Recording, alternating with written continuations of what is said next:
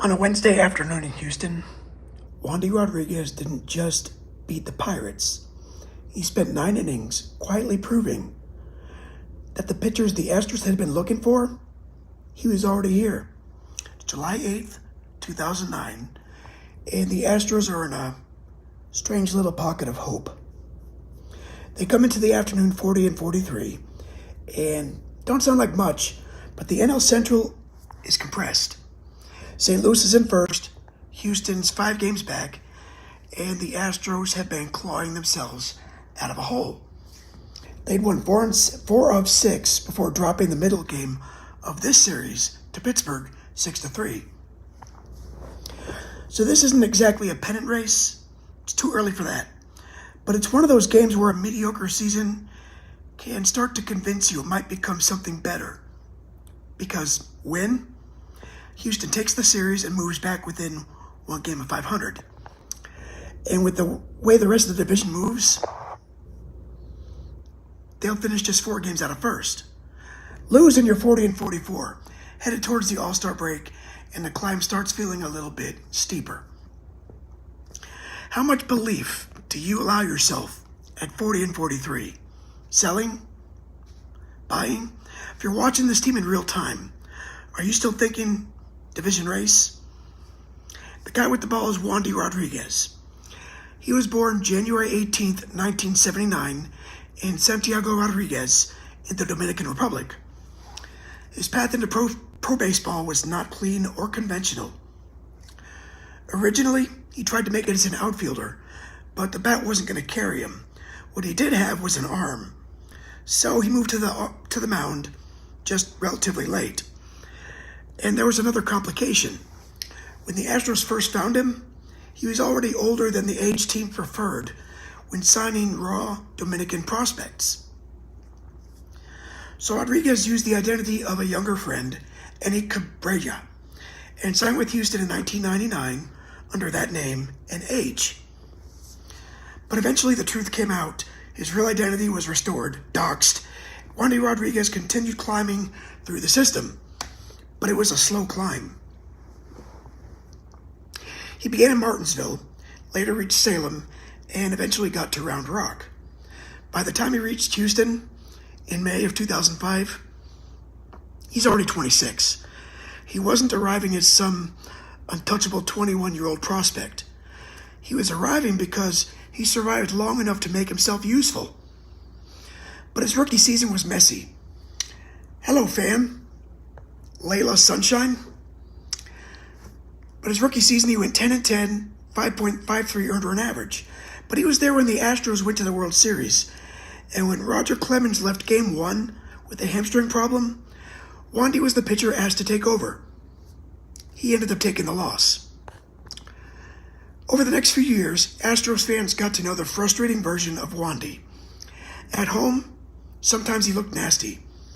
On the road, hi Layla, he could unravel. In 2007, he threw his first career shutout against the Mets. In 2008, the numbers finally began to turn.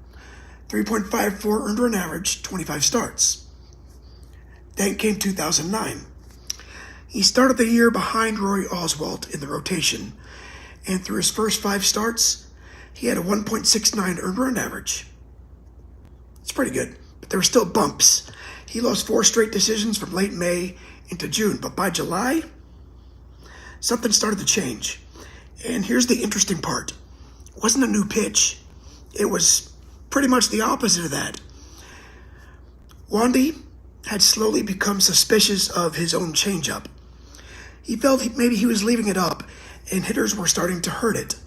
So with catcher Humberto Quintero, he began stripping the plan down. Fastball, curveball, attack. Because sometimes development isn't adding another pitch. Sometimes it's trusting the 2 you really have. So if you freeze Wandy's story here, you might call July 8th his arrival. And that's close. But I think it's more accurate to say this is the afternoon everybody finally notices that a transformation was already happening. The Pirates get their only real opening in the second inning. 2 one-out singles put runners on, and Wandy responds by striking out the next two hitters. Threat's over. Hello, Game Rejos from Greece. So the threat's over, and Wandy starts mowing people down. He retires 10 straight before Ramon Vasquez singles with 2 outs in the 5th. The fastball's jumping. The curve's arriving about 15 miles an hour slower. Pittsburgh manager John Russell later points specifically to that speed difference as the reason his hitters can't square up. Meanwhile, Houston starts hitting Charlie Morton, remember him, in the 3rd. Michael Bourne drives a pitch into triple, drives a triple into center, and Miguel Tejada brings him home with a single. Lance Berkman doubles, although Tejada's thrown out trying to score. Carlos Lee follows with another double. Berkman comes home 2-0. So in the 4th, Houston breaks it wide open. Byrne drives in Kazuo Matsui with a single. Tejada keeps the inning moving. Then Berkman doubles into right. Rodriguez and Bourne score. It's 5-0. And that's enough. Actually, it's far more than enough. Wandy keeps going, 6 sevens, 6 innings, 7, then 8. And by 8, he's well past 100 pitches, and pitching coach Dewey Robinson has a reasonable reason to take the ball. The All-Star break's coming, the bullpen exists, 5 runs is pretty comfortable. But Wandy's response was, "Hey, I got a vacation coming.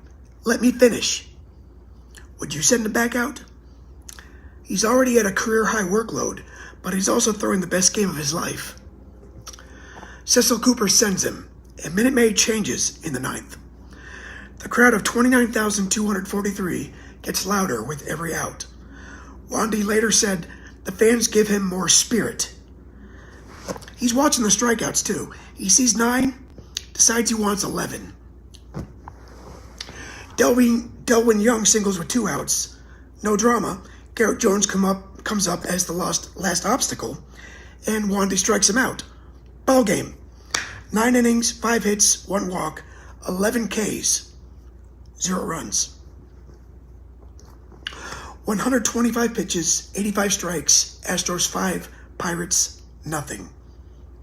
And Wandy Rodriguez comes off the mound, pumping his fist after the second complete game shutout of his career. And the post-game coverage treats it like what it was. One of the best starts Houston had seen all year. Cooper calls it probably the best start from an Astros pitcher that year, and keeps coming back to first pitch strikes. Quintero reveals that they used the changeup once or twice. Jose Valverde jokes with Wandy, "Hey, you're finally catching on." And Wandy himself sounds delighted by the 9th inning. He says he felt strong, he knew the break was coming, and he wanted the game. There's something else happening in the press. People are still talking about Wandy Rodriguez as potential, but he's 30 years old. One Houston writer who watched the game basically says, "This is the problem. If he can dominate like this, why can't he always be this guy?" I don't know, but that question's about to age pretty badly because July isn't just a 1-game spike. Wandy made 5 starts in the month. He goes 4-0 with a 0.75 earned run average, 34 strikeouts. That 0.75 becomes a franchise record for an Astros pitcher in July, beating Andy Pettit's 0.90, 2005. Wandy's named the NL's Pitcher of the Month, and by the end of 2009, he'll have the best season of his career, 14-12 with a 3.02 earned run average. He throws just under 206 innings with 193 strikeouts. He leads Houston in wins and earned run average, innings, and strikeouts. But before we leave 2009, I need to take you somewhere stupid. Do you collect baseball cards? I do.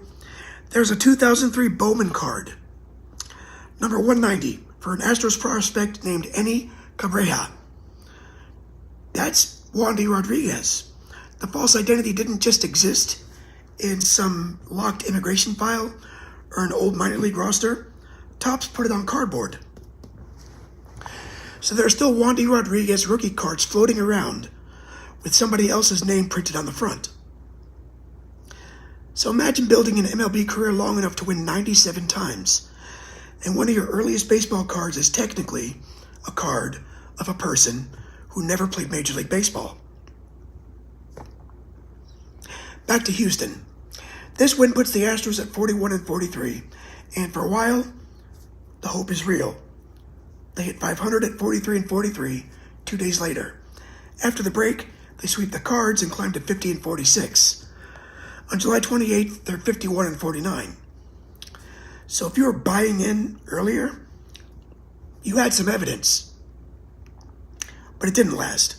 Houston faded badly over the final 2 months, finished 74-88, fifth in the Central, 17 games behind St. Louis. This little July surge turns out to be the last convincing gasp of that version of the Astros before the franchise begins sliding towards the rebuild. Pittsburgh's direction is even clearer.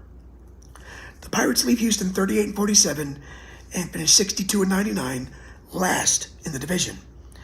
It becomes their 17th losing season in a row.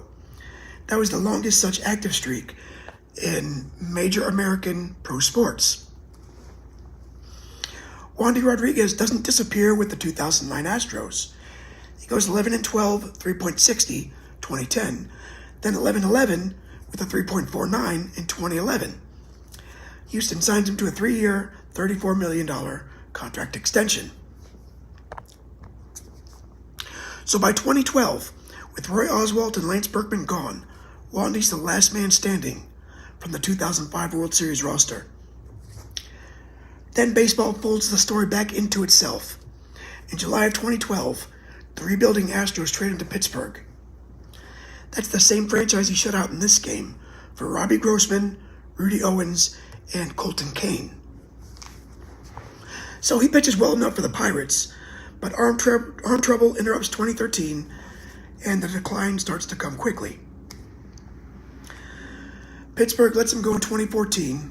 He resurfaced with Texas in 15, going 6-4, and he got one last shot with Houston in spring training, 2016. But he didn't make the club. After briefly stopping with the Orioles in their minors, that's the end. 11 major league seasons, 97 victories, 4.10 career earned run average, more than 1,500 innings.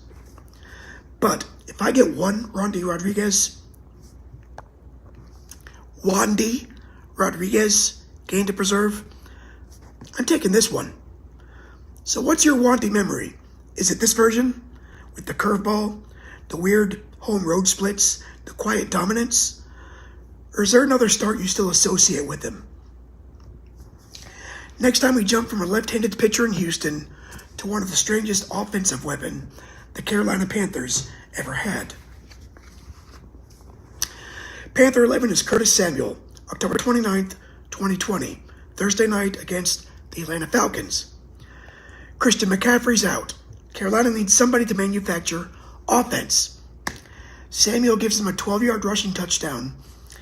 Then he caught a 29-yard touchdown from Teddy Bridgewater on a flea flicker. He scored both Panthers touchdowns, and somehow wasn't enough. But that's next time. For now, Astro 76 belongs to Wandy Rodriguez. July 8th, 2009, 9 innings, 11 strikeouts, 5 hits. One day, where potential finally stopped being the word for Wandy. I'm Kevin. Thanks for stopping by. Like and subscribe. Hope to see you next time. Thanks for watching.